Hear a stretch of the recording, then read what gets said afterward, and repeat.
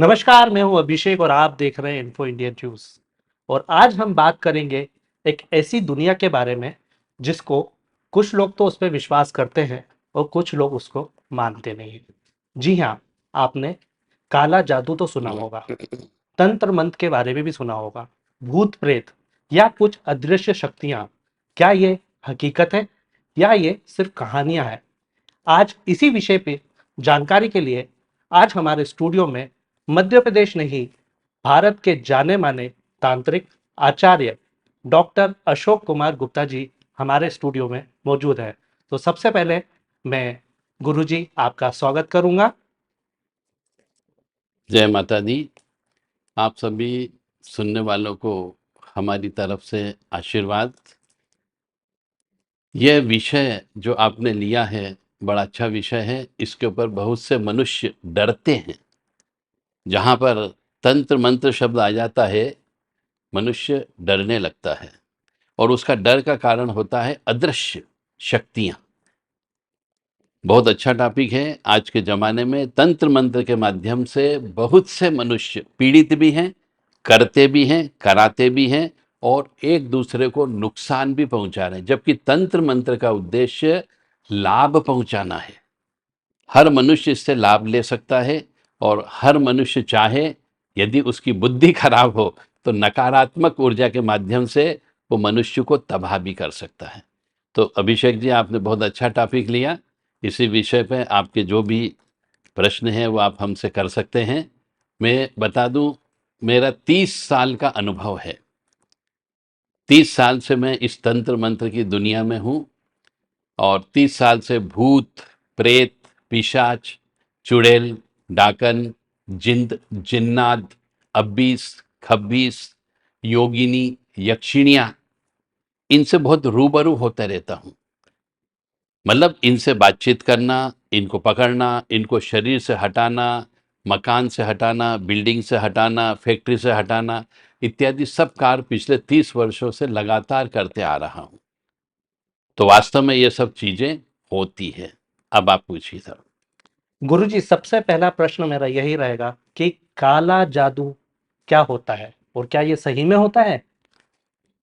काला जादू वास्तव में होता है, यह सत्य है।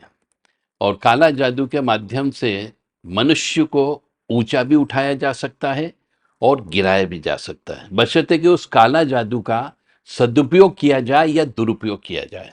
बिल्कुल। सदुपयोग करने वाले मनुष्य भी हैं, दुरुपयोग करने वाले मनुष्य भी हैं। पर सदुपयोग करने वाले मनुष्य हैं वो मनुष्य जिनने साधना के माध्यम से अपने जीवन में पूर्व जन्म के कर्म के अनुसार और इस जन्म में उसी साधना को आगे बढ़ाया है, जिनने त्याग किया, तपस्या की, वो सत्कर्म करते हैं इस काले जादू के माध्यम से। जी। और जो व्यक्ति अपना परिवार पालते हैं, जिनका रोजी रोटी का साधन है, जी।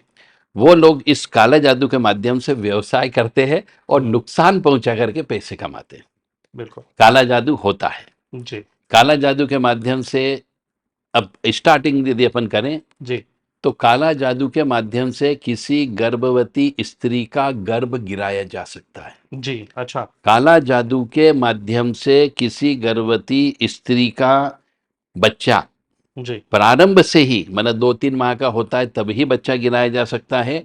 पैदा होने के बाद बच्चे को मारा जा सकता है। जी। काला जादू के माध्यम से किसी स्त्री के गर्भ का बंधन किया जा सकता है। उसके गर्भ में बच्चा नहीं आएगा जब तक वो काला जादू नहीं कटाएगी। जी। ये काला जादू का खेल चलता है। काला जादू के माध्यम से किसी व्यवसाय को बढ़ाया जा सकता है, किसी चलते हुए व्यवसाय को बंद किया जा सकता है। अच्छा। काला जादू के माध्यम से किसी के विवाह को रोका जा सकता है। जी। काला जादू के माध्यम से एक लक्ष्मी का बंधन किया जा सकता है। अच्छा जी। हर काम होता है काला जादू से, बशर्ते कि करने वाला व्यक्ति चाहिए और कराने वाला व्यक्ति भी चाहिए। जी। क्योंकि करने वाला व्यक्ति काला जादू करता है तो बिना पैसे लिए नहीं करता, उसका बिजनेस है ये। और यदि वो सक्षम है तो पैसे लेकर के ही करेगा, फ्री में किसी का काम नहीं करता है। तो बहुत से व्यक्ति जिनको हम ओझा बोलते हैं, जी।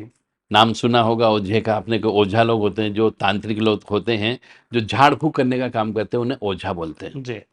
कुछ राजस्थान की भाषा में भोपा लोग बोलते हैं, कि भोपा जी आगे, भोपा जी, यानी उनके शरीर में कोई आत्मा प्रवेश करती है और वो फिर काम करती है, उसे भोपा बोलते हैं। जी कुछ लोग गुनिया बोलते हैं, जी, ये गुनिया। टेक्निकल शब्द है, हाँ, गांव तंत्र में की लाइन गुनिया में। होते हैं मोस्टली, गुनिया तो लोग होते गुनिया हैं, तो बोला गुनिया जाता लोग का मतलब हो गया उनके पास छोटी मोटी प्रेतिक शक्ति होती है, है। जी जिसके माध्यम से वो दांत दर्द हो रहा तो झाड़ने का काम कर देते हैं, किसी का फोड़े पुंसी हो गया तो वो झाड़ने का काम कर देते हैं, जी किसी के गोला निकल गया है तो गोले को फिट करने का काम कर देते हैं, उन्हें गुनिया बोला जाता है, जी। जो छोटा मोटा इलाज कर देते हैं। और कभी कभी वो अपनी वाली पे आ जाते हैं भेंट लेकर के, तो किसी की मृत्यु भी कर देते ओके। हैं।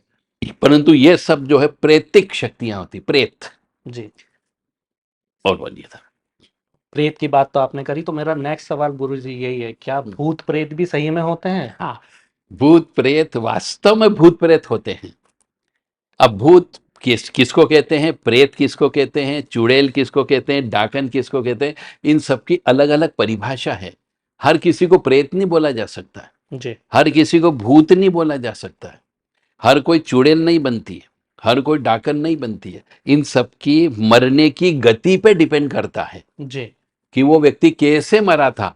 तो वो हम्म, उस तरीके का कर्म करते करते मरा, तो उसको वो डेफिनेशन दी जाती है, और वो मरने के बाद भी वही कर्म करता है। बिल्कुल। अब डाकन का मतलब हो गया ऐसी स्त्री जो मासिक धर्म रहते हुए, यानी पीरियड अवस्था में रहते हुए, जी यदि उसकी मृत्यु हो गई जी और उसको घर परिवार वालों ने ले जाके शमशान में जला दिया, जी तो वो डाकन बन जाती है। जी या फिर एक ऐसी स्त्री जो बच्चों को पैदा करने के बाद में मर गई जी सूतक अवस्था में, ऐसी स्त्री को भी यदि घर परिवार के सदस्यों ने ले जाके शमशान में जला दिया, तो उसकी आत्मा डाकन बन जाती है। क्यों बन जाती है? ऐसे तो नियम क्या बोलता है, शास्त्र क्या बोलता है, क्योंकि शमशान में अघोरेश्वर महादेव रहते हैं, जी शमशान के मुख्य देवता। शमशान में शमशान काली रहती है, शमशान में कंकाली काली रहती है, जी शमशान में अन्य वीर लोग रहते हैं जो देवी देवताओं के शमशान के काम करते हैं, जी शमशान के भैरव जी होते हैं। ये सब पवित्र शक्तियां होती है, जी ईश्वर के द्वारा इनको अपॉइंट किया जाता है शमशान में। बिल्कुल।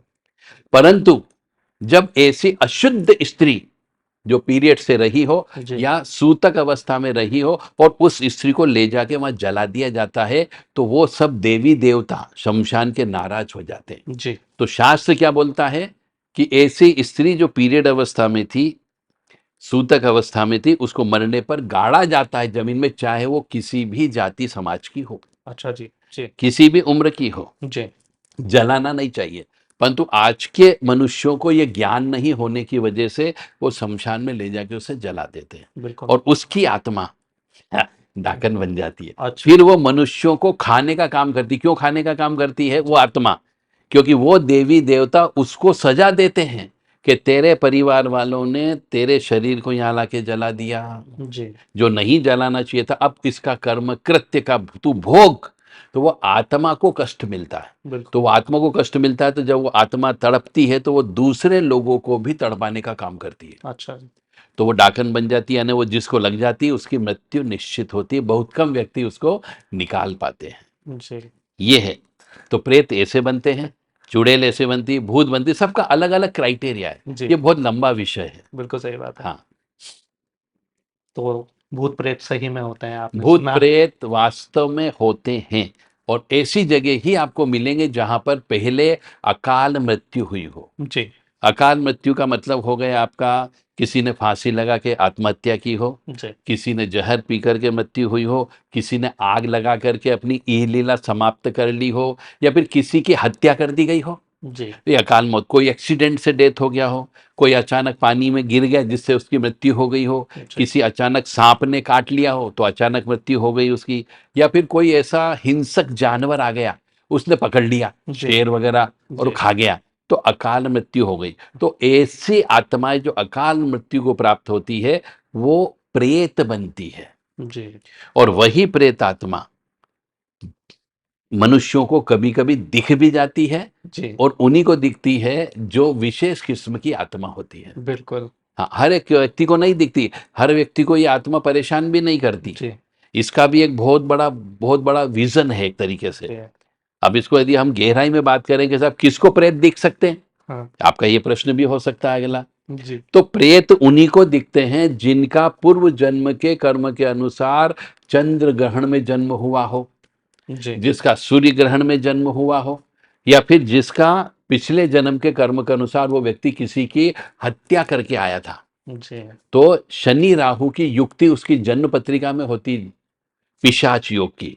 ऐसे व्यक्तियों को प्रेत नंगी आंखों से नजर आते हैं जी और उन्हीं व्यक्तियों को प्रेत परेशान भी करते हैं। जी हर एक को प्रेत परेशान नहीं कर सकते, मतलब जिसको ये कह सकते हैं हम, जिसके कुंडली में, मतलब जन्म कुंडली में जी पूर्व जन्म के कर्म के अनुसार शनि राहु की युक्ति नहीं हो, जी चंद्र ग्रहण नहीं हो, बिल्कुल सूर्य ग्रहण में पैदा नहीं हुआ हो, या फिर शनि राहु की दृष्टि दोष नहीं हो, या फिर अष्टम भाव होता है, एक कुंडली में एक अष्टम भाव होता है, जी उसमें यदि गुरु बैठ जाता है, शनि बैठ जाता है, राहु बैठ जाता है, तो उसके ऊपर भी प्रेतिक शक्तियां बड़ी प्रसन्न होती है, मतलब उसको दिखती है जी और उसके साथ में रहती भी है।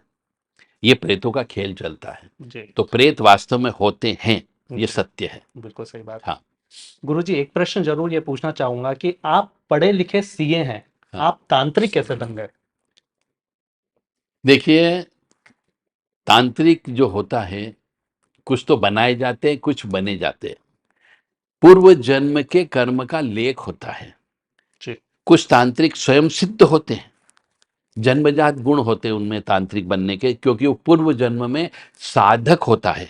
जी कोई व्यक्ति पूर्व जन्म में साधु बन गया, पूरी जिंदगी भर भगवती की सेवा की, पूरी जिंदगी भर शिव जी की सेवा की, पूरी जिंदगी भर उन्हें श्री हरि विष्णु जी की सेवा की, तो और वो व्यक्ति मर गया, उसने कोई भी अपना संसार नहीं बसाया था। जी परंतु जब वो मर जाता है तो उसकी पूर्व जन्म के द्वारा जो उत्पन्न की गई ऊर्जा, धनात्मक ऊर्जा, वो जी सेवा साधना, वो इस जन्म में फलित होती है, तो वो जन्मजात तांत्रिक होता है। जी उसके साथ वह शक्ति इन्वॉल्वमेंट होती है जो पूर्व जन्म के कर्म के अनुसार आती है। मेरे साथ भी ऐसा ही कुछ हुआ कि मैंने डॉक्टरेट की डिग्री भी ली, चार्टर्ड अकाउंटेंट की डिग्री भी ली, डबल एमए भी मैंने किया, परंतु फिर भी मेरे को ये शक्तियां पूर्व जन्म के कर्म की जागृत हो गई एक समय आने पर, और उसके बाद में तांत्रिक बन गया। मैंने किसी से शुरू शुरू में कोई दीक्षा नहीं ली, जी कोई मंत्र दीक्षा नहीं, कोई तंत्र की दीक्षा नहीं ली। हाँ, बाद में जब तंत्र लाइन में आ गए तब फिर मेरे को अपनी शक्तियों को बढ़ाने के लिए मैंने 5 गुरु बनाए, जी अलग अलग गुरु, अलग अलग कार्य के लिए। जी बहुत से मनुष्य कहते हैं साहब एक ही गुरु होना चाहिए जिंदगी में, ऐसा नहीं है। हर मनुष्य को अपने अलग अलग कार्य के लिए अलग अलग गुरु की आवश्यकता होती है। जी जैसे मान लो एक सीए है तो उसको सीए वाला गुरु बनाना पड़ेगा, यदि कोई इंजीनियरिंग कर रहा है तो इंजीनियरिंग वाला गुरु बनाना पड़ेगा, बिल्कुल सही बात। डॉक्टर बनना है तो डॉक्टर वाला गुरु बनाना पड़ेगा, टीचर अलग अलग होंगे।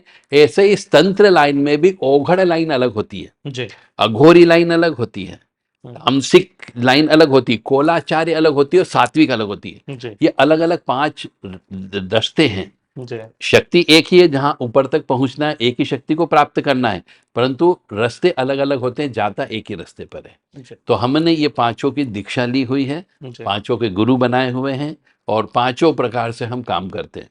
जी कोलाचार्य तरीके से भी काम करते हैं, सात्विक भी करते हैं, तामसिक भी करते हैं, और ये प्रेत, जी आपने जो कहा प्रेत वाली बात हाँ खोली है, तो जो मैंने शब्द यूज किए थे अभी के, जैसे प्रेत, भूत, जी चुड़ैल, डाकन, ये सब तामसिक चीजें होती है। जी मरने के बाद में इन सबको शराब की आवश्यकता होती है। अच्छा जी मरने के बाद सब सिगरेट पीते हैं।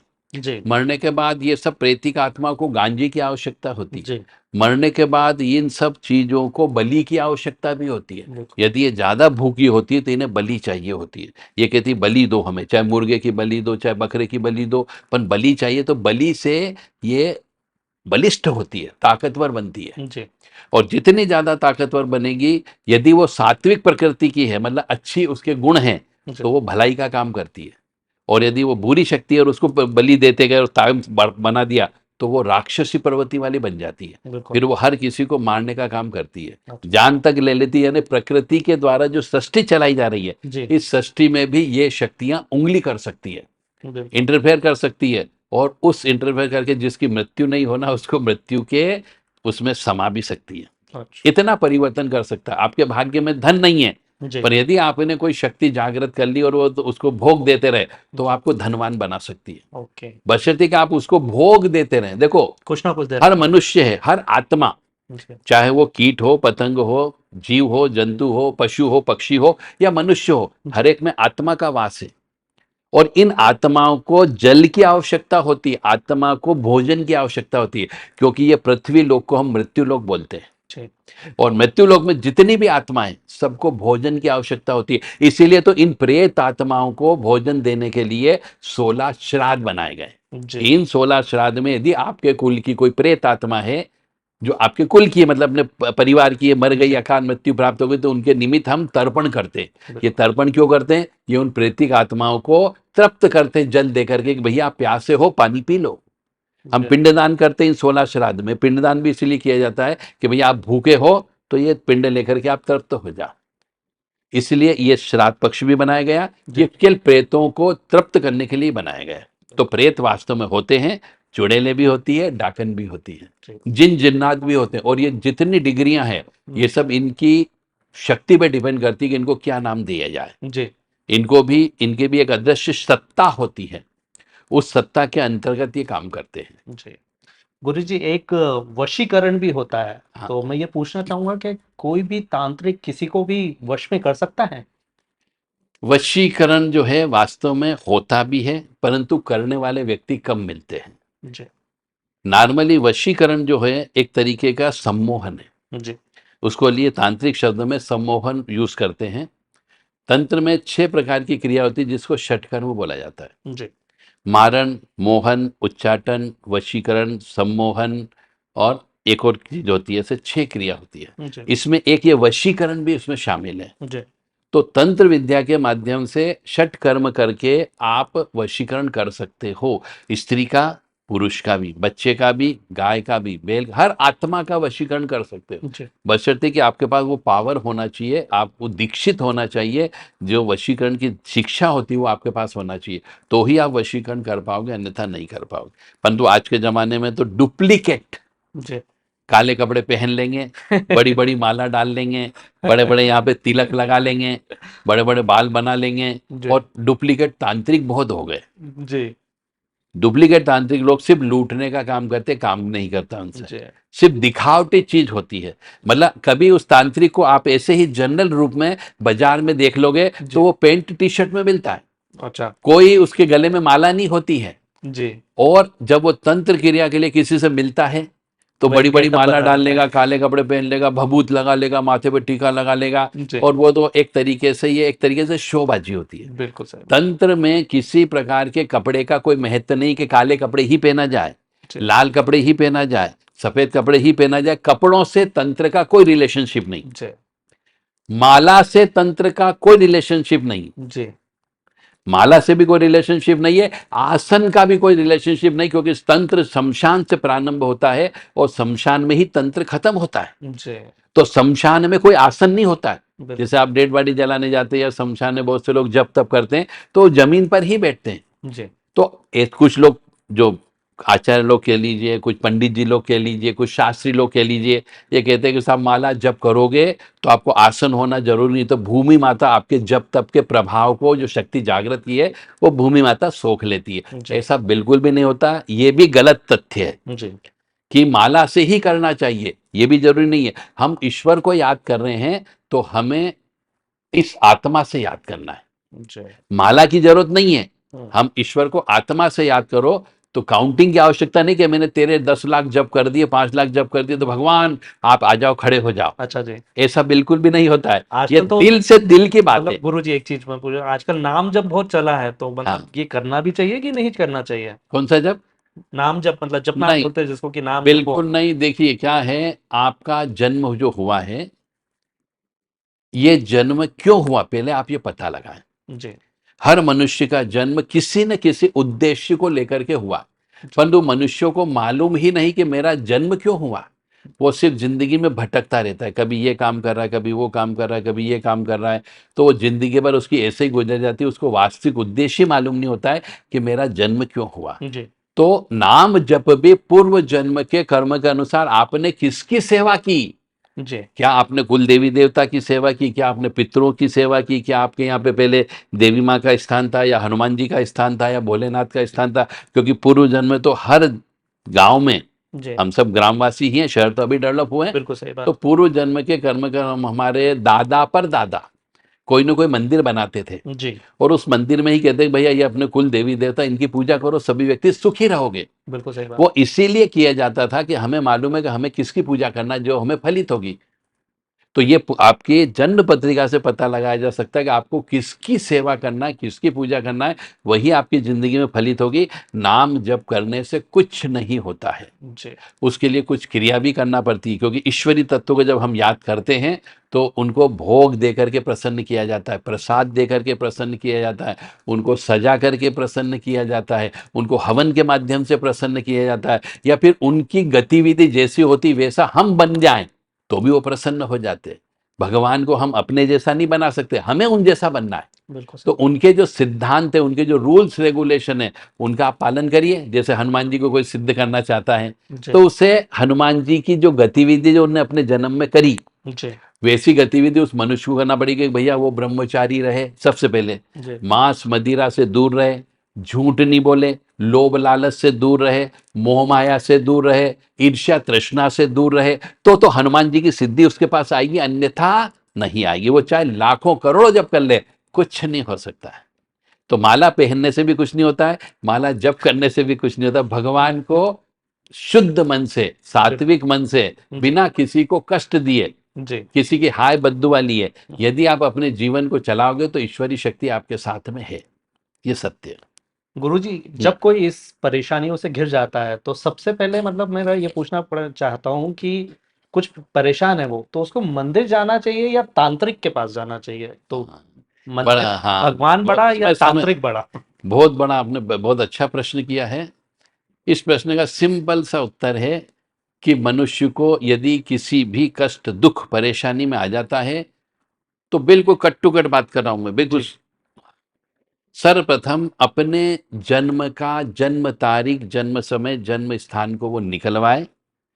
यदि उसके माता पिता के पास में हो तो वहां से ले, और एक नहीं, कम से कम 8-10 ज्योतिषाचार्य से संपर्क करें। जी, मंदिर नहीं जाना है, तांत्रिक के पास नहीं जाना है, ओघड़ अघोरी के पास नहीं जाना है। जी, सबसे पहले अपनी जन्म पत्रिका का विश्लेषण कराएं बिल्कुल, कि साहब मेरी जिंदगी में ये जो कष्ट आया, ये कष्ट किस ग्रह नक्षत्र की वजह से आया। जी, क्योंकि हर मनुष्य का शरीर, पूरा शरीर इन 9 ग्रह से कंट्रोल है। जी, क्योंकि इस शरीर के अंदर, हम जैसे जानते हैं साइंटिफिक वे में, जी, कि इस शरीर के अंदर 70% पानी है।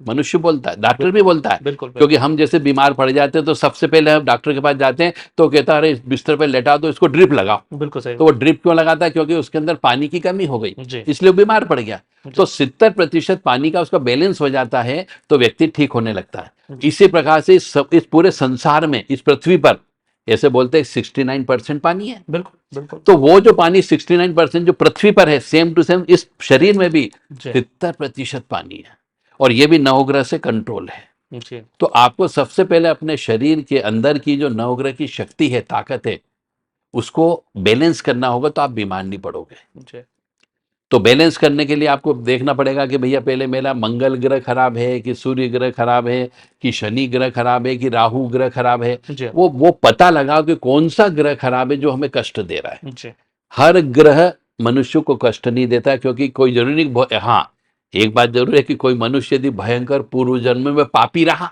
जी, तो उसे पूरी जिंदगी भर संघर्ष करना पड़ेगा। कष्ट पे कष्ट, एक कष्ट खत्म होगा दूसरा चालू हो जाएगा, बिल्कुल, दूसरा खत्म होगा, क्योंकि पूर्व जन्म में भयंकर पाप कर्म करके आया। हुँ, और कुछ व्यक्ति ऐसे होते हैं जो 50% पाप कर्म करते हैं, 50% पुण्य कर्म करके आए हैं, तो उन्हें जिंदगी में आधा सुख आधा दुख मिलता है। और कुछ व्यक्ति ऐसे होते हैं जो 80% पुण्यवान होते हैं, परंतु किसी मजबूरीवश उनने पाप कर्म कर लिया 20%, जी, तो जिंदगी में सुख भी भोगते हैं और वो 20% ही कष्ट भोगते हैं। जी, जैसे अचानक उनके ऊपर कोई तोहमत लग जाती है, वो जी, बदनामी हो जाती है, जी, कोई केस बन जाता है तो पैसे ले दे करके सुलटा देते, परंतु बदनामी तो हो गई, वो जी, कष्ट है उनके लिए। गुडविल खराब हो जाती है, वो कष्ट है उनके लिए। जी, तो सब पूरा खेल जो है आपके पूर्व जन्म के कर्म के अनुसार, पाप पुण्य के अनुसार आपके ग्रह की पत्रिका को बनाया जाता है। जी, तो अब यहाँ मैंने क्या बोला था कि कम से कम 8-10 ज्योतिषी के पास जाना है। हुँ, अब 8-10 ज्योतिषी क्यों बोला? क्योंकि कोई भी ज्योतिषी किसी भी मसले में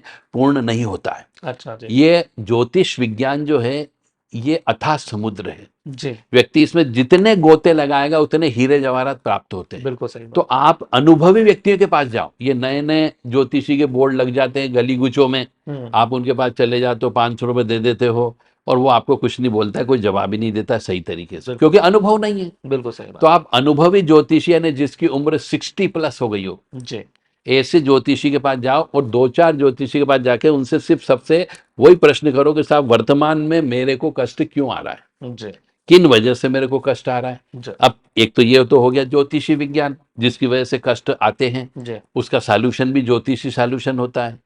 अब कुछ कष्ट हमारे कर्मों की वजह से भी हमें प्राप्त हो जाते हैं। जी, अब जैसे मान लो मसलन ये है कि हम हमारे घर में माता पिता हैं, हम माता पिता की सेवा नहीं करें तो भी पितरों के द्वारा कष्ट दिया जाने लगता है, जी। तो वो भी कष्ट मिलता है, वो पत्रिका में नहीं मिलेगा आपको। अच्छा। यदि हम कोई बड़े आदमी बन गए, और हम्म, बड़े आदमी बन गए तो आज के कलयुग के जमाने में बहुत से काम करने के लिए महिलाएं आती है, जी, जवान लड़कियां आती है। यदि वो व्यक्ति पैसे के बलबूते पर उन स्त्रियों को खरीद लेता है, जी, तनख्वाह के माध्यम से खरीद लेता है, सुविधा देकर के खरीद लेता है और उनके साथ भोग विलास करता है, जी, तो वो भी एक तरीके का पाप कर्म होता है और उसका कष्ट भी इस जन्म में उसे भोगना पड़ता है। जी, तो इस प्रकार से ये चीज पत्रिका में देखने को नहीं मिलेगी, क्योंकि वो तो इस जन्म में कर रहा है, जी, इसका भी कष्ट उसे भोगना ही पड़ता है। जी, तो कष्ट जब भी आए तो पहले पत्रिका को चेक करवा लो, और जो पत्रिका में दोष आते हैं ग्रह नक्षत्र के, उन दोषों का शमन करें। शमन करने के लिए या तो दान धर्म करो आप, जी, तो दोष कम होते हैं, या उस ग्रह से संबंधित जो वस्तुएं होती है, उन ग्रह से संबंधित वस्तुओं को मंदिरों में दान दे दो, जी। तो भी आपको कष्ट से निजात मिल सकती है। या फिर उस ग्रह से संबंधित जो वस्तु होती है उनको आप जमीन में गाड़ दो। अच्छा जी। मतलब सीधी बात यह है, जी, कहने का अर्थ यहाँ पर यह है कि आपके पूर्व जन्म में किए गए पाप कर्मों को आपको बांटना है। तो जी। पाप कर्म आप भोगने के बजाय दूसरा भोगेगा। अच्छा। कौन? जिसको जहाँ पे बांटा आपने।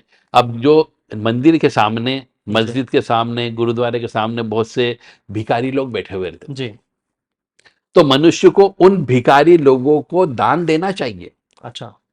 क्या दान देना चाहिए? पैसे का दान नहीं, हम्म, अपने ग्रह नक्षत्र का दान देना चाहिए कि मेरा मंगल खराब, जी, तो मुझे क्या करना है, मुझे गेहूं दान देना है, या मसूर की दाल दान देना है, या जी, गाजर दान देना है, क्योंकि लाल कलर है मंगल का। जी, तो मैं जब भी मंदिर जाऊं तो मंदिर तो जाऊं, सिर तो झुका के आऊंगा, परंतु जब बाहर निकलूंगा तो मुझे वो मेरा पाप जो मैंने जी, पूर्व जन्म में किया, जो मेरे को मंगल कष्ट दे रहा है, जी, बार बार एक्सीडेंट कर रहा है, मेरे को क्रोध की उत्पत्ति करा रहा है, तो जी, उस मंगल का जो अन्न है या सामान है वो मैं भिखारी में बांट दूंगा, तो पाप मैंने उन भिखारियों को बांट दिया, तो बिल्कुल। मेरा पाप कट गया, मैं सुखी हो जाऊंगा। और मेरा पाप, क्योंकि वो तो भिखारी तो ऑलरेडी पहले से दरिद्र नारायण ही है, जी, तो उसको यदि देने में कोई पाप नहीं लगता। या फिर आपको नहीं, यार मैं भिखारी को नहीं दूं, मेरा पाप, ये कष्ट भुगतेंगे मेरा, तो फिर आप उस सामान को लेकर के बहते पानी में डाल दो, जल में, अच्छा, तो जल में भी पाप का चला जाता है। अच्छा जी, परंतु यह है कि आपको वो पैसा अल्टीमेटली आपकी कमाई का पैसा से ही आपको दान देना है। जी, समझ गए? जी, तो बिल्कुल। पाप को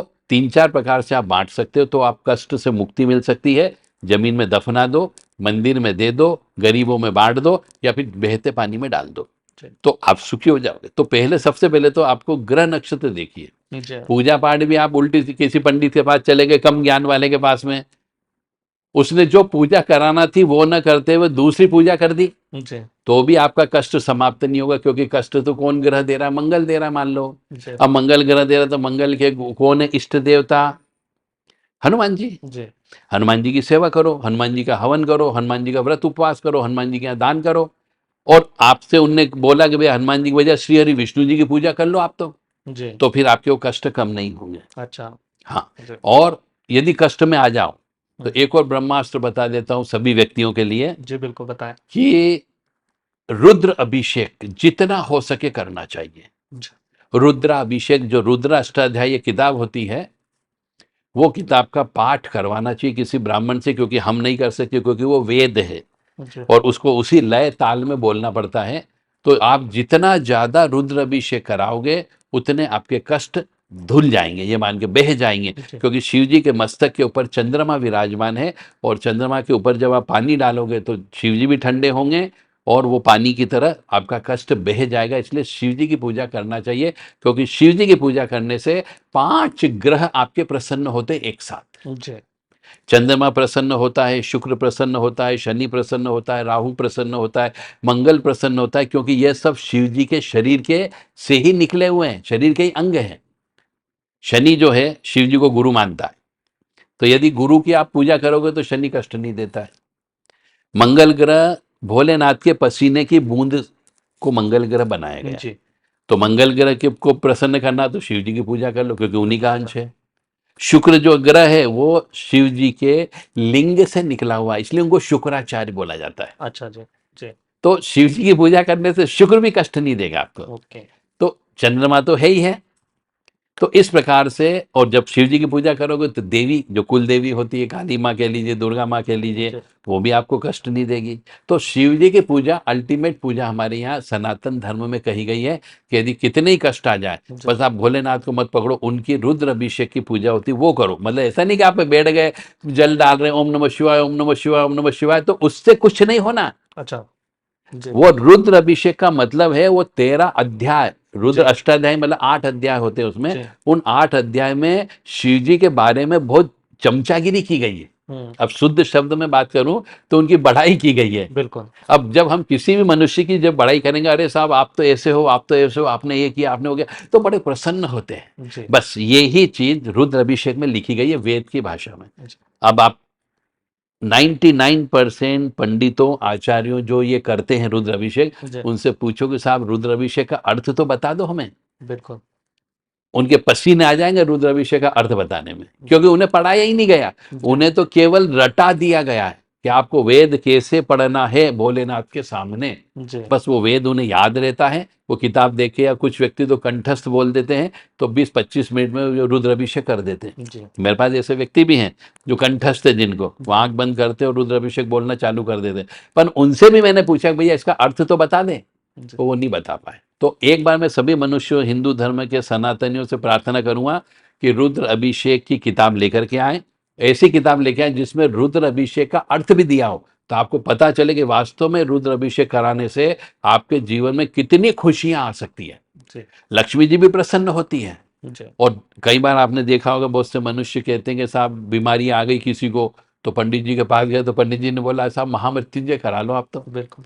अब महामृत्युंजय का मतलब क्या? शिव जी की पूजा। बिल्कुल। तो शिव जी की पूजा ही अल्टीमेट पूजा है, जो रोग को, शोक को, दुख को, दर्द को, इन सब चीजों को समाप्त करती है। बिल्कुल। चलिए, ओम नमः शिवाय बोलिए साहब, और बताइए। एक गुरु जी, एक क्वेश्चन और पूछूंगा। जिस तरीके से तांत्रिक जो होते हैं रातों में पूजा करते हैं या शमशान में हवन करते हैं, तो क्या तांत्रिकों को भी डर लगता है? ये भी बड़ा अच्छा प्रश्न है आपका, रहस्यमय ज्ञान के अंतर्गत है ये भी। तंत्र विद्या में सिर्फ केवल तांत्रिक लोग ही शमशान में पूजा करते हैं। ऑर्डिनरी व्यक्ति, साधारण व्यक्ति शमशान में जाने से भी डरता है। दूसरी बात, अब आपने जो बात करी कि रात को जो ओरिजिनल तांत्रिक होगा, जो सही तांत्रिक होगा, वो रात को 11:30 बजे के बाद में ही शमशान में जाता है, और पूरी रात, जिसको काली रात बोला जाता है, काली रात को जाकर के पूजन अर्चन करता है, जप तप करता है, हवन भी करता है, और जैसे ही ब्रह्म मुहूर्त होता है उसके पहले वो शमशान से चला आता है, ताकि उसको कोई देखे नहीं कि वो क्या क्रिया कर रहा है। जी। तो तांत्रिक को जो स्वयं है उससे तो कोई डर नहीं लगता है, बिल्कुल। क्योंकि उसे तो मालूम है कि प्रेतों से कैसे निपटना, चुड़ैल से कैसे निकलना, डाकन से कैसे निकलना, क्योंकि शमशान में बहुत सारी प्रेत आत्माएं होती है। जी। जिन जिनकी डेड बॉडी जाती है उन सबकी प्रेत आत्मा वहां निवास करती है, क्योंकि उनका एक समय होता है, उस समय के बाद उनका पुनर्जन्म के लिए वो आगे प्रस्थान करती है, जी। तो तब तक वो वहीं पर रहती है। अब जो वहीं पर रहती है, तो यदि कोई व्यक्ति गलती करता है शमशान में, तो वो उसके ऊपर चिपक भी जाती है। जी। तो कच्ची आत्मा वाले मनुष्य को, जिसकी आत्मा कमजोर है, मन कमजोर है, विल पावर कमजोर है, ऐसे व्यक्ति को शमशान नहीं जाना चाहिए। तो तांत्रिक वही बनता है जिसकी विल पावर स्ट्रांग होती है। बिल्कुल। तांत्रिक वही बनता है जिसके मन बहुत ज्यादा ताकतवर होता है, उसे डर नहीं लगता है। हाँ, उस तांत्रिक के साथ जाने वाले मनुष्य को डर लग सकता है। तो नॉर्मली तांत्रिक क्या करते हैं, जो भी साथ जाते हैं उनको एक रक्षा कवच देते हैं जी। कि भैया ये रक्षा कवच दे रहा हूँ, ये हाथ में पकड़ के रखना या गले में बांध लो, बिल्कुल। जब तक शमशान में रहो, ये अपने साथ में रखना, निकालना मत, जी। तो तेरे को कुछ नहीं होगा। जी। तो तांत्रिक को तो बिल्कुल भी डर नहीं लगता, क्योंकि वो तो उन प्रेतों से लड़ता है, निकालता है, बंधन करता है, सब कुछ करता है, उसे मालूम है। परंतु ऑर्डिनरी व्यक्ति जो शमशान में नहीं जाना चाहिए, और स्त्रियों को तो बिल्कुल भी नहीं जाना चाहिए। जी। स्त्रियों को इसलिए नहीं जाना चाहिए कि स्त्री, आज के ज़माने की स्त्रियां बाल खुले करके जाती है शमशान में, चोटी नहीं बनाती है, मासिक धर्म की अवस्था में भी रहती है। तो ऐसी स्त्रियों के ऊपर प्रेत बहुत जल्दी अटैक कर देते हैं जी और चढ़ जाते हैं उनके ऊपर। जी तो आपका जो प्रश्न है कि तांत्रिक को कोई डर नहीं लगता है, जी चाहे वो दिन में जाए चाहे वो रात को जाए। और एक और चीज, रहस्यमय ज्ञान आपको बता देते, प्रेत के ऊपर बात चल रही है इसलिए, जी कभी भी कोई भी मनुष्य हो, चाहे कच्ची आत्मा वाला हो या पक्की आत्मा वाला हो, हम्म, तांत्रिक हो या सिंपल परिवार वाला व्यक्ति हो, कभी भी मनुष्य को शमशान में प्रेत के दर्शन नहीं हो सकते। अच्छा जी क्यों? कि वह प्रेत जितने भी वहां होते हैं, या चुड़ैलें होती है, जी डाकन होती है, जिंद होते हैं, जिन्नात होती है, योगिनी होती है, यक्षिणियां होती है, ये सब अघोरेश्वर महादेव जो परमपिता परमात्मा है, शमशान के जी हेड के कहे जाते जी हैं, उनके अंडर में रहती है। उनका आदेश होता है कि किसी को दर्शन न दिया जाए, किसी को दिखाया न जाए, किसी को डराया न जाए। अच्छा तो चाहे वो रात को जाए चाहे दिन में जाए, जी कभी वहां पे प्रेत के दर्शन नहीं हो सकते हैं, प्रेतिक शक्तियों के दर्शन नहीं हो सकते, कोई देख ही नहीं सकता उनको। सिर्फ तांत्रिक, जिसकी तीसरी आंख खुली हुई होती है, वही देख सकता है, वही उनसे बात कर सकता है। और तांत्रिक इसलिए तांत्रिक बनता है क्योंकि उसे भोलेनाथ की कृपा प्राप्त प्राप्ति होती है, तभी वो तांत्रिक बनता है, सही बात अन्यथा प्राप्त नहीं होता है। अब इसी तारतम्य में तांत्रिकों को नॉर्मली या जी तो महामृत्युंजय के अनुष्ठान कराना पड़ते हैं, जी या महा भोलेनाथ की बहुत सी स्तुतियां बोलना पड़ती है उन्हें, या फिर भोलेनाथ के बहुत से बड़े बड़े अनुष्ठान के लीजिए यज्ञ होते हैं, वो कराना पड़ते हैं, तब जाके भोलेनाथ की कृपा प्राप्त होती है। जी हम्म। गुरुजी एक प्रश्न और पूछना चाहूंगा कि कभी कोई ऐसी घटना आपके साथ हुई है जहां पर आपको भी शायद खतरनाक थोड़ा सा महसूस हुआ हो? शमशान में तो आज तक मेरे साथ कभी भी ऐसी कोई दुर्घटना घटित नहीं हुई, कभी नहीं हुई। क्योंकि जैसा मैंने कहा ना जी कि यदि आपका भोलेनाथ से कांटेक्ट अच्छा है, यदि आपका काली माता जी से कांटेक्ट अच्छा है, यदि उनकी कृपा है, तो किसी भी तांत्रिक के ऊपर जो इन दोनों को पूजता है, कोई भी दुर्घटना हो ही नहीं सकती, और ना होती है। क्योंकि जैसा मैंने कहा ना कि वो अघोरेश्वर महादेव जो वहाँ के हेड हैं, जी वो उन सब शक्तियों को नियंत्रित करके रखते हैं। और जो तांत्रिक होता है उसके पास अपनी खुद की शक्तियां होती हैं, तो वो शक्तियां उस तांत्रिक की रक्षा भी करती है। और उस तांत्रिक के साथ जाने वाली जो बहुत सी आत्माएं होती है कह लीजिए, या बहुत से व्यक्ति होते हैं जिनको कभी वो साधना करवाता है, हवन करवाता है, बीमारी दुखी ठीक करने के लिए ले जाता है, तो उनके साथ भी उन शक्तियों का पहरा होता है, जो वो तांत्रिक अपने जीवन में जागृत करता है। जी क्योंकि बहुत से तांत्रिक ऐसे होते हैं जो डेड बॉडी पे हवन करते हैं, जी तो वो डेड बॉडी की जो आत्मा होती है, उस आत्मा को जागृत कर लेते हैं, जिसको हम बोलते हैं शमशान जगाना। जी और उस आत्मा को लेकर के आ जाते हैं, फिर उससे अच्छे बुरे कर्म करवाते हैं। बुरा तांत्रिक होगा तो बुरे कर्म करवाएगा, जी अच्छा तांत्रिक होगा तो अच्छे कर्म करवाएगा। जी तो मेरे साथ तो आज तक ईश्वर की कृपा से कभी भी ऐसी कोई बुरी घटना घटित नहीं हुई, और न मेरे साथ जाने वाले किसी व्यक्ति को कोई तकलीफ हुई हो, आज तक ऐसा नहीं हुआ है। इसका मतलब यही है कि अदृश्य शक्तियां, जैसे मैं महसूस करता हूँ, फैन चलता है तो हवा मिलती है, परंतु मैं उस हवा को पकड़ नहीं सकता। मैं जिंदा हूं या आप जिंदा हो तो ऑक्सीजन के माध्यम से हम जिंदा हैं, बिल्कुल ऑक्सीजन ले रहे हैं, तो उस ऑक्सीजन को मैं पकड़ नहीं सकता, मैं देख नहीं सकता, परंतु मैं सांस ले रहा हूं, सांस छोड़ रहा हूं। इसी प्रकार से जितने भी प्रैक्टिक शक्तियां हैं, ये सब ऑक्सीजन है। जी अब आप इनको कैसे पकड़ोगे, आप इनको कैसे देखोगे? जब दिखती, सिर्फ अनुभव करने वाली बात है। जी आप अनुभव कर सकते हो कि हाँ वो शक्ति आ गई। अब इसको अनुभव करने के लिए एक बहुत बड़ा लंबा चैप्टर है, अब बहुत गहराई में जाना जी पड़ेगा उसके जी लिए। जी हाँ। गुरुजी कोई आम इंसान भी तंत्र साधना सीख सकता है?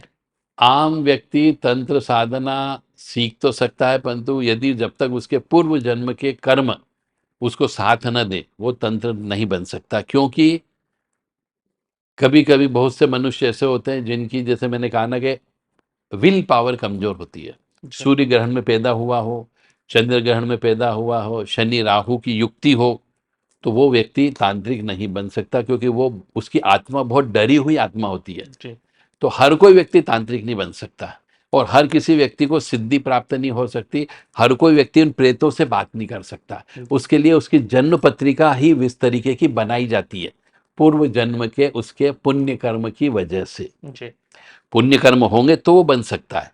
और जैसे मान लो पूर्व जन्म में किसी मनुष्य ने श्री हरि विष्णु जी की सेवा की, अब हम ये भी पता लगा लेते कि पूर्व जन्म में उस मनुष्य ने किसकी सेवा की। जी वो देखने के बाद ही पता लगाया जा सकता है कि इसको तांत्रिक बना सकते कि नहीं बना सकते। यदि किसी व्यक्ति ने विष्णु जी की सेवा की तो हम इस जन्म में उसे तांत्रिक नहीं बना सकते, क्योंकि विष्णु जी तो पूर्ण रूप से सात्विक हैं। जी वो शराब, मांस, सिगरेट, अंडा इनसे दूर हैं। जी तो व्यक्ति ये काम करेगा तो उसे नुकसान होगा, तो वो खुद ही नहीं बनेगा तांत्रिक। जी और इस यदि पूर्व जन्म में उसने किसी भैरव जी की सेवा की हो, जी पूर्व जन्म में यदि काली माता जी की सेवा की हो, तो वो यदि मांस शराब का सेवन करेगा या किसी को देगा शमशान में जाके, तो वो शक्ति जागृत होती है और वो तांत्रिक बन सकता है। तो तांत्रिक वही बन सकता है जिनने पूर्व जन्म में काली शक्तियों की सेवा की हो। जी काली शक्ति का मतलब सिंपल सी चीज है कि या तो उसने भैरव जी की पूजा पाठ की हो, काली माता किसी भी रूप में काली माता जी की सेवा की हो, चाहे वो काली माँ, तंता का महाकाली, कंकाली काली, शमशान काली, फिर दक्षिण काली, गुहेश्वरी देवी, किसी भी काली माँ की सेवा की हो और पूर्व जन्म में साधक रहा हो, जी वो ही तांत्रिक बन सकता, हर एक नहीं बन सकता। जी हाँ, तंत्रों की बात तो चल रही है गुरुजी, क्या तंत्र के भी कोई देवता होते हैं? तंत्र के देवता अघोरेश्वर महादेव शिव जी हैं, जी अल्टीमेट देवता। फिर उनके नीचे आती है काली माँ। जी काली माँ के बाद फिर आता है भैरव जी। भैरव जी के बाद आते हैं क्षेत्रपाल देवता, जी और क्षेत्रपाल देवता के बाद आते हैं चौराहे के देवता, जिसको हम चौगान वाली माँ बोलते हैं। जी फिर आती है तिराहे के देवता, और फिर आते हैं आखिरी में क्षुद्र देवता आते हैं तंत्र के, जहां पर अपन गंदी चीज फेंकते हैं, रोड़ी जिसको बोला जाता है, जहाँ कचरा इकट्ठा किया जाता है, वहां के भी एक देवता होते हैं। और ये सब जो है ये तंत्र के ही देवता कहे जाते हैं। अब मनुष्य किस देवता को पूजता है, किस देवता को पूजन करके वो सिद्ध करता है, उसको कैसे गुरु मिलते हैं, ये उसके कर्मों पर डिपेंड करता है। तो इस तंत्र विद्या में बिना गुरु के कोई भी तांत्रिक नहीं बन सकता। गुरु होना अत्यंत आवश्यक है, जी और गुरु ही बताएगा कि आप तांत्रिक बन पाओगे कि नहीं बन पाओगे, तो ही वो दीक्षा देता है, अन्यथा नहीं देता है। जी और कोई व्यक्ति यदि सिंपल यूट्यूब देख करके हम्म, या ऐसे ही पेपर में पढ़ के, मैगजीन में पढ़ के या किताब पढ़ के कोई मंत्र की सिद्धि लेना चाहे तो वो पागल हो जाता है। अच्छा क्योंकि गुरु शक्ति काम करती है इसमें। जी क्योंकि कोई भी शक्ति आती तो वो कहती पहले मैं तेरी परीक्षा लूंगी, और परीक्षा वो ऐसी लेती कि व्यक्ति को पागल कर देती है, बिल्कुल वो फेल हो जाता है। क्योंकि गुरु बता देता है कि भाई तेरी परीक्षा होगी, परीक्षा में कुछ न कुछ ऐसा ऐसा होने की संभावना है, अब संभालना। तो व्यक्ति सजग रहता है, परंतु जब वो बिना गुरु के तंत्र मंत्र करता है, जब करता है, तो उसको मालूम नहीं होता कि मेरी कब परीक्षा हो गई, और वो परीक्षा में फेल हो जाता है, तो पागल हो जाते हैं। इसलिए कहते हैं कि भैया कोई भी मंत्र जब करो, गुरु के सानिध्य में करो, गुरु से मंत्र लेकर के करो, जी गुरु के द्वारा दिए गए इंस्ट्रक्शन का पालन करके करो, तो आप सफल होगे, अन्यथा नहीं हो पाओगे। गुरुजी, एक प्रश्न ये भी पूछना चाहूंगा कि एक आम इंसान जिस पे तंत्र मंत्र या काला जादू ना हो, उसके लिए उसे क्या करना चाहिए, या क्या किन चीजों की सावधानियां रखना हाँ, चाहिए? ये प्रश्न भी बहुत अच्छा है, क्योंकि आज के जमाने में बहुत मनुष्यों के ऊपर तंत्र मंत्र हो रहा है। जी हर तीसरा घर तंत्र मंत्र से पीड़ित है, मैं ऐसा मान के चलता हूँ। जी और तंत्र मंत्र से पीड़ित 80% महिलाएं पीड़ित है, पुरुष पीड़ित कम है। जी और महिलाओं के पीड़ित होने का कारण जो आज के जमाने की वेस्टर्न कल्चर, जिसको हम बोलते हैं पाश्चात्य संस्कृति, यह तंत्र मंत्र को बहुत ज़्यादा प्रभावित कर रही है। कैसे कर रही है? हमारे इसमें जो बड़े बुजुर्ग थे, मतलब दादा परदादा ऋषि मुनि, ये बोल करके गए कि हर स्त्री को अपनी चोटी बांध करके रखना चाहिए। जी आज के ज़माने में स्त्रियां बाल खुले करके रखने में, घूमने में अपने आप को बड़ा फैशनेबल समझती है, जी या फिर कई बार वो बेबी कट करवा लेती है, जी कई बार उनने बॉय कट करवा लिया। जी तो किसी स्त्री ने यदि अपनी स्त्री शक्ति जहां से प्रेत घुसते हैं जी उसको खुला करके घूमने लगी, तो उसके ऊपर तंत्र विद्या हो जाती है। जी तो पहला तो नियम यहाँ पे आ गया कि स्त्रियों को बाल बांध करके घर से बाहर निकलना चाहिए, जी जैसे अन्य धर्मों में होता है।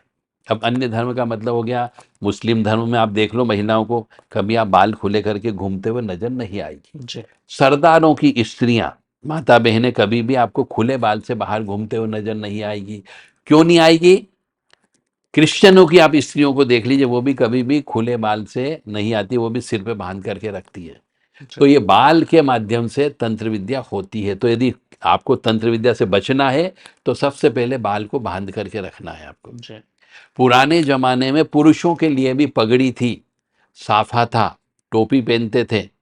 आजकल हमने वो टोपी, पगड़ी, साफा सब निकाल दिया और उसका दूसरे धर्मों ने उसका उपयोग करना चालू कर दिया। जैसे सरदार लोग बाहर निकलते हैं पगड़ी लगा लेते हैं, मुस्लिम बाहर निकलते से ही टोपी लगा लेते हैं, बोहरे लोग बाहर निकलते से ही टोपी लगा लेते हैं। ये क्यों करते हैं? महाराष्ट्र में भी आप चले जाओ, भी आज भी बहुत सी जगह है महाराष्ट्र के 50% एरिया जहाँ पे सफेद टोपी लगाई जाती है। जी बच्चा स्कूल जाता है तो सफेद टोपी, टीचर पढ़ाता है तो सफेद टोपी में ही पढ़ाता है, मगर वो बाहर निकलता है तो सफेद टोपी लगा के ही निकलता है। वहाँ एक कल्चर है जी ये टोपी लगाने के पीछे का महत्व है कि अदृश्य शक्तियां, ये प्रेतिक शक्तियां अटैक ना करें, इसलिए केप पहनी जाती है। जी तो दूसरा बचत करने का तरीका यह है कि मनुष्य को अपने सिर के बाल बांध करके रखना चाहिए या टोपी पहन करके रखना चाहिए। महिलाओं को चुनरी लगा के रखना चाहिए, पल्लू बांध करके पल्लू लगाना चाहिए ताकि उनके ऊपर अदृश्य शक्तियां अटैक ना करें। फिर दूसरी बात, तंत्र से बचने का तरीका होता है, यदि महिला मासिक धर्म से होती है जी तो उसे घर के बाहर नहीं निकलना चाहिए। पर आज के ज़माने में ये कलयुग है और पाश्चात्य संस्कृति से हम रम गए हैं, तो हमें सर्विस करने के लिए बाहर निकलना है, बच्चों को छोड़ने के लिए बाहर निकलना है, हमें पढ़ाई लिखाई के लिए बाहर निकलना है, हमें कैरियर कॉन्शियस है तो उसके लिए बाहर निकलना है, तो बाहर तो जाना पड़ेगा, हम रोक नहीं सकते। तो यदि आपको तंत्र से बचना है उस अवस्था में भी, जी क्योंकि उस अवस्था में स्त्री की आत्मा कमजोर होती है, उस अवस्था में स्त्री की जो इष्ट शक्ति होती है वह काम नहीं करती, जी उस अवस्था में स्त्री के कुल देवी देवता उसकी रक्षा नहीं करते क्योंकि वो अशुद्ध अवस्था में होती है। तो ऐसी अवस्था में स्त्री को अपने साथ में एक जायफल रखना चाहिए, लौंग रखना चाहिए, पीली सरसों अपने पास हमेशा रखना, पर्स में नहीं, शरीर से कहीं न कहीं पे टच करके रखे, जी बाडी में रखे, गले में धारण कर ले, बाजू में धारण करके रखना चाहिए, कमर में बांध करके रख सकती है। ये चीज सुरक्षा के लिए बहुत जरूरी उस पीरियड अवस्था में, अन्यथा उसके ऊपर भी तंत्र होने की संभावना बहुत ज्यादा होती है, क्योंकि तिराहे चौराहे पर बहुत से मनुष्य उतारा छोड़ते हैं। आपने देखा होगा जी सवेरे सवेरे हम निकलते हैं तो कई बार कुछ भूरा कद्दू कटा हुआ मिलता है, बिल्कुल कुछ नींबू नारियल पड़े हुए मिलते हैं, जी कुछ मटकी फूटी हुई मिलती है। जी तो इसका मतलब क्या कि किसी व्यक्ति ने अपनी तंत्र विद्या या प्रेतिक विद्या जी उस किसी व्यक्ति के ऊपर से निकाल करके तिराहे चौराहे के देवता के सुपुर्द कर दिया। अब वहां पे यदि आप गए और वो पीरियड वाली स्त्री निकल जाती बाल खुले करके, और उसके साथ ये रक्षा कवच नहीं है जो मैंने बताए, तो वो प्रेतिक शक्ति जो वहां पे आई है वो उस स्त्री पे चिपक जाएगी और उसके घर चली जाएगी, फिर घर में लड़ाई झगड़ा होना चालू हो जाता है। जी तो बचने का तरीका यह है कि ये एक जायफल, किसी भी प्रकार का, छोटा हो बड़ा हो, जी 5-7 लौंग, 1 चम्मच पीली सरसों, 1 चम्मच राई, ये 4 आइटम वो हमेशा अपने साथ बांध के रखे उस अवस्था में जब तक कि वह शुद्ध न हो जाए। जी उसके बाद उन आइटम को वो जला दे। जी तो प्रेतिक शक्तियों से आप बच सकते हो, तंत्र से बच सकते हो। तंत्र से बचने का एक और तरीका है कि आप रोजाना हनुमान चालीसा का 5 बार कम से कम पाठ करो, अच्छा अच्छा तो भी आपके ऊपर तंत्र नहीं लगेगा, या जी तंत्र से लग भी गया तो बहुत जल्दी आप बच जाओगे, आपको जी नुकसान नहीं होगा। जी आपको अनुभव होने लगा कि मेरे पर कोई ना कोई क्रिया हो गई है, कोई ना जी कोई प्रेत लग गया है, तो आप किसी न किसी के पास चले जाओगे तो आपका काम बन जाएगा, क्योंकि आप हनुमान जी के भगत हो। जी यानी आपको हनुमान चालीसा का पाठ करना ही करना है यदि उस तंत्र विद्या से बचना है तो, या फिर प्रेतिक शक्तियों से बचना है तो। जी फिर घर से जब भी आप निकलें, शुद्ध स्वच्छ पवित्र अवस्था में निकले, अशुद्ध अवस्था में नहीं निकलना। आज के जमाने में पुरुषों के ऊपर भी तंत्र विद्या होने लग गई, जी क्यों होने लग गई वो भी मैं देखता हूं और मेरे पास केसेस भी आते हैं। जी मनुष्य ने, आज के जमाने के जो जवान लड़के लड़कियां, वो दिन में सेक्स करते हैं जी बिना स्नान किए, लड़की भी और लड़का भी। सेक्स करने के बाद होटल से या जहाँ कमरा होगा वहां से बाहर निकलते हैं जी और अशुद्ध अवस्था में रहते हैं, क्योंकि अशुद्ध का मतलब सेक्स करने पर एक दिन का सूतक लग जाता है, जब तक स्नान न करो आपका शरीर अशुद्ध होता है। जी और उस दौरान यदि आप करने के बाद घर से बाहर निकल गए तो जहां पर अकाल मृत्यु हुई, एक्सीडेंट में डेथ हुई, किसी ने जी आत्महत्या की, वो आत्मा यदि वहां उस एरिया में भटक रही तो वो आपको पकड़ लेगी। बिल्कुल कह रहे मेरे को तो घर मिल गया भोजन करने का, मैं इसके माध्यम से पानी भी पीऊंगा, इसके माध्यम से भोजन भी करूंगा, तो लग जाती है। तो आपको घर से जब भी निकलें, शुद्ध अवस्था में निकलें, स्नान करने के बाद शुद्ध कपड़े पहन करके निकलना चाहिए, ताकि प्रेतिक शक्ति आपके ऊपर न लगे। तंत्र विद्या से आपका बचत हो सकता है। जी फिर तंत्र विद्या से बचत करना है तो आप दूसरों के द्वारा दिए गए सफेद चीज का सेवन न करें। अच्छा हाँ, आज के ज़माने में ये मिठाई के माध्यम से जी, बहुत ज़्यादा तंत्र मंत्र हो रहा है, मिठाई के माध्यम से। जी। व्यक्ति कहता है कि साहब मेरा बर्थडे है, मेरे यहाँ बच्चा पैदा हो गया, मैंने मकान हुँ, बना लिया, आज मेरी पत्नी का वो दिन बर्थडे था या मेरी मैरिज एनिवर्सरी थी, जी, वो उस मिठाई के ऊपर जो मावे की मिठाई होती है, विशेष तौर से मावे की मिठाई, जी। जिसको हम सफ़ेद मिठाई बोलते हैं, उसके ऊपर वो भभूत डाल करके लेकर के आ जाता है। अच्छा। अब वो भभूत जो होती है वो किसी शमशान की राख भी हो सकती है हुँ, या फिर कब्रिस्तान की धूल मिट्टी हो सकती है। यदि आपके शरीर में वो चली गई जी। तो मान के चले आपके ऊपर तंत्र विद्या हो गई। हुँ, तो दिवाली पर, दशहरे पर आस पड़ोस के वहां से, किसी अपने शत्रु के वहां से, या शत्रु किसी व्यक्ति के माध्यम से आपके यहाँ पे मिठाई पहुंचा सकता है। जी, तो कभी भी ऐसी मिठाई आए तो उसे सिर से लगा करके घर के बाहर कर देना चाहिए। जी, गाय को खिला दो, कुत्ते को खिला दो या किसी व्यक्ति को दे दो, अपनों को नहीं खाना चाहिए, क्योंकि ये कलयुग है। जी, कलयुग में अपने वाले व्यक्ति ही पीठ में छुरा भोगते, जिसे हम गुप्त शत्रु बोलते हैं। जी।